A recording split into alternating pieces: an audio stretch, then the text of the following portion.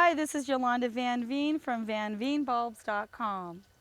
In this segment, we're going to learn all about how to transplant peony plants.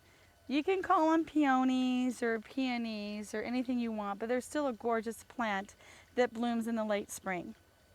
And when you transplant them, you got to realize that peonies like to have a massive set of roots to bloom. They've got to have huge sets of roots to put off their blooms.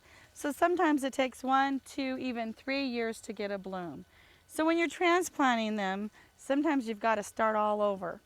But don't worry, they will come back eventually. And I have one here that I want to transplant so that I think it'll do better next year. Now this peony is not doing that great. I think I need to chop this tree back a whole lot, and it's getting a little bit too much shade. It's reaching for the sun. So it's already bloomed at some really wimpy blooms this spring, and now it's pretty much just sitting there not doing a lot.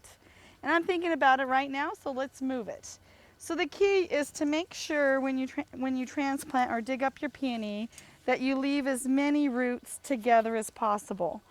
So go out a little ways from the plant and just kind of work your way around. And I kind of just rock it back and forth, trying not to cut into anything. And just keep digging and keep digging. I try not to break the stem off, because if there's still greenery, I kind of leave it there. And even when I transplant it, that greenery is going to die back. But I think by moving it with the greenery and leaving the greenery on it, it's going to give it more photosynthesis, which is going to make the roots establish quicker in the fall. And in the end, I'll have a better plant. So when you dig it up, I'm kind of very careful about it. The thing I do too is kind of leave it together.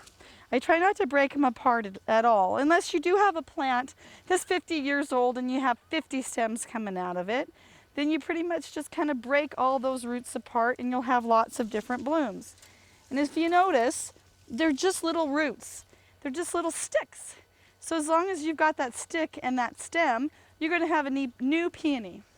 And even if you whack right through that stick and you still have some eyes and you don't have much stick left, it'll still be fine, because really all that matters is the eyes. The eyes are the only thing that are going to create a new stem.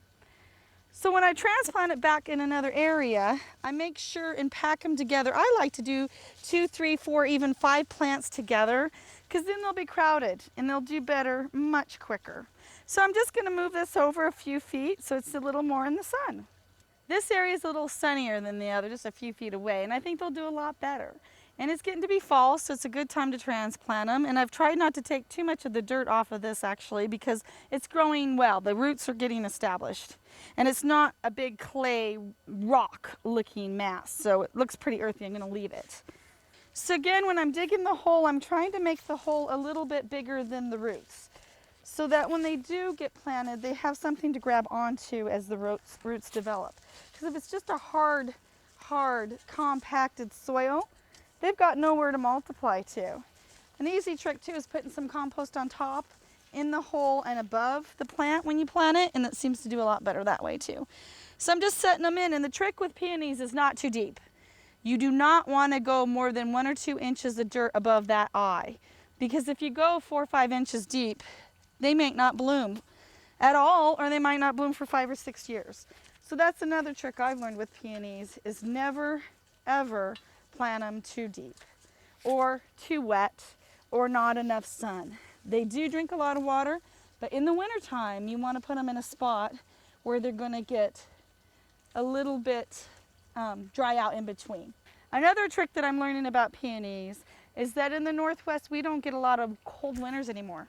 So the plants that are right up to the house, they don't seem to do as well, the ones that are a little bit farther away from the house, because they're getting a little bit colder in the winter.